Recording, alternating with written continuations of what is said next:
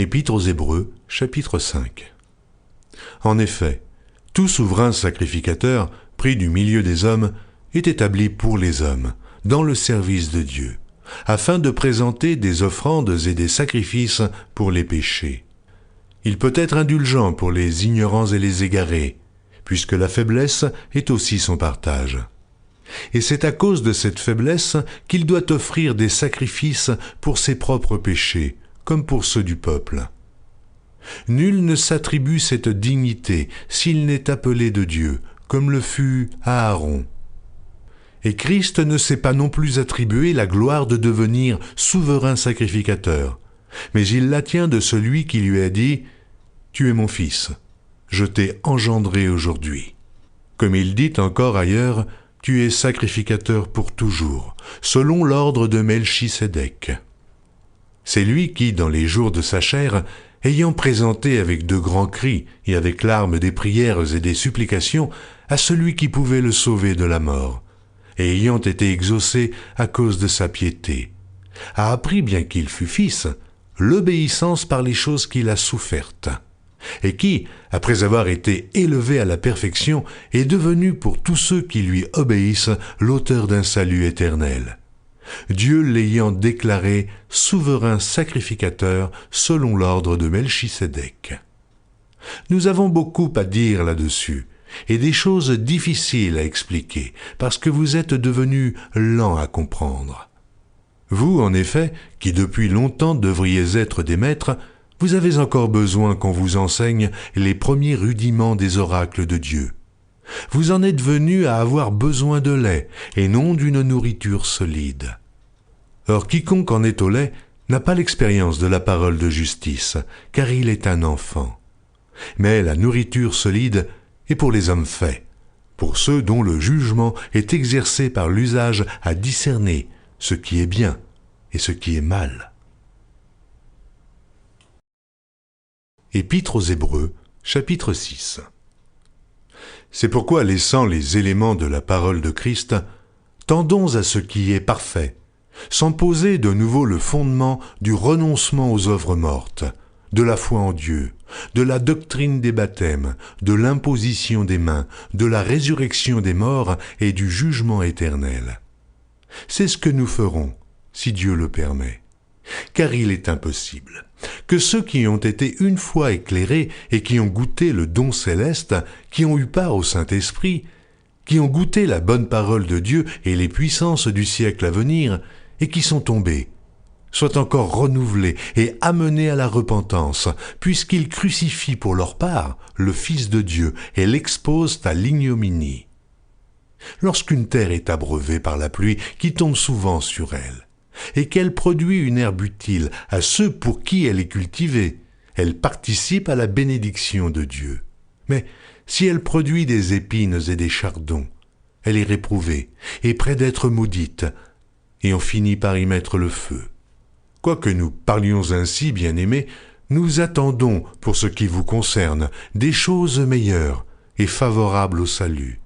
Car Dieu n'est pas injuste pour oublier votre travail et l'amour que vous avez montré pour son nom, ayant rendu et rendant encore des services aux saints. Nous désirons que chacun de vous montre le même zèle pour conserver jusqu'à la fin une pleine espérance, en sorte que vous ne vous relâchiez point, et que vous imitiez ceux qui, par la foi et la persévérance, héritent des promesses. Lorsque Dieu fit la promesse à Abraham, ne pouvant jurer par un plus grand que lui, il jura par lui-même et dit « Certainement je te bénirai, et je multiplierai ta postérité. » Et c'est ainsi qu'Abraham, ayant persévéré, obtint l'effet de la promesse. Or les hommes jurent par celui qui est plus grand qu'eux, et le serment est une garantie qui met fin à tous leurs différends. C'est pourquoi Dieu, voulant montrer avec plus d'évidence aux héritiers de la promesse l'immutabilité de sa résolution, intervint par un serment, afin que, par deux choses immuables dans lesquelles il est impossible que Dieu mente, nous trouvions un puissant encouragement, nous dont le seul refuge a été de saisir l'espérance qui nous était proposée.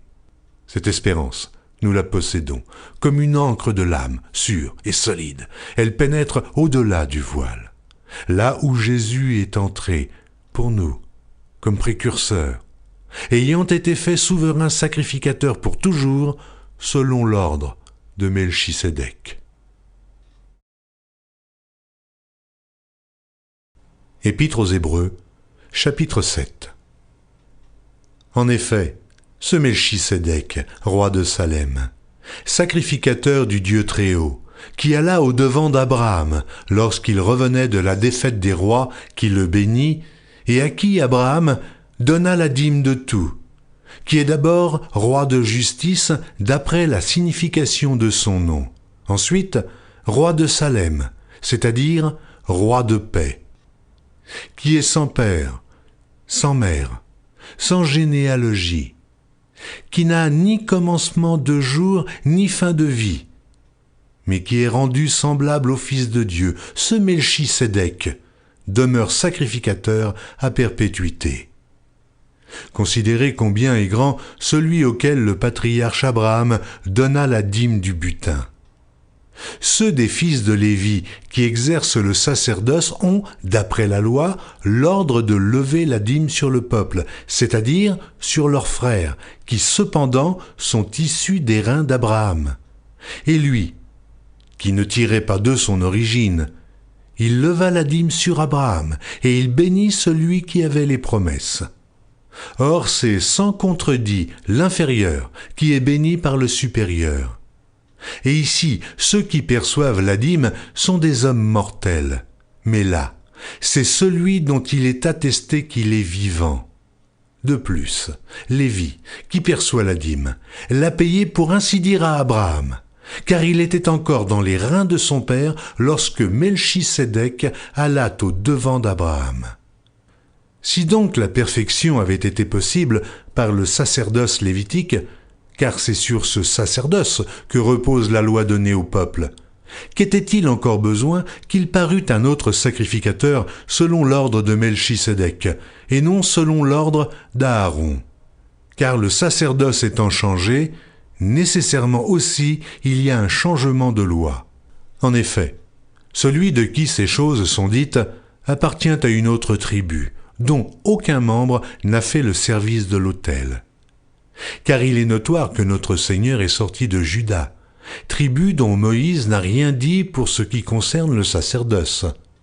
Cela devient plus évident encore quand il paraît un autre sacrificateur à la ressemblance de Melchisédek, institué non d'après la loi d'une ordonnance charnelle, mais selon la puissance d'une vie impérissable. Car ce témoignage lui est rendu. Tu es sacrificateur pour toujours, selon l'ordre de Melchisédek. Il y a ainsi abolition d'une ordonnance antérieure, à cause de son impuissance et de son inutilité. Car la loi n'a rien amené à la perfection, et introduction d'une meilleure espérance par laquelle nous nous approchons de Dieu. Et comme cela n'a pas eu lieu sans serment, car tandis que les Lévites sont devenus sacrificateurs sans serment, Jésus l'est devenu avec serment par celui qui lui a dit « Le Seigneur a juré et il ne se repentira pas. Tu es sacrificateur pour toujours, selon l'ordre de Melchisédek. » Jésus est par cela même le garant d'une alliance plus excellente. De plus, il y a eu des sacrificateurs en grand nombre, parce que la mort les empêchait d'être permanents. Mais lui, parce qu'il demeure éternellement, possède un sacerdoce qui n'est pas transmissible. C'est aussi pour cela qu'il peut sauver parfaitement ceux qui s'approchent de Dieu par lui, étant toujours vivant pour intercéder en leur faveur. Il nous convenait, en effet, d'avoir un souverain sacrificateur comme lui, saint, innocent, sans tache, séparé des pécheurs et plus élevé que les cieux, qui n'a pas besoin, comme les souverains sacrificateurs, d'offrir chaque jour des sacrifices, d'abord pour ses propres péchés, ensuite pour ceux du peuple, car ceci il l'a fait une fois pour toutes en s'offrant lui-même. En effet, La loi établit souverain sacrificateur des hommes sujets à la faiblesse. Mais la parole du serment, qui a été faite après la loi, établit le Fils qui est parfait pour l'éternité.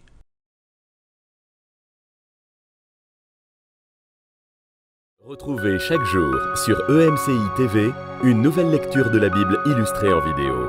Pour revoir ce programme, rendez-vous sur notre site emcitv.com.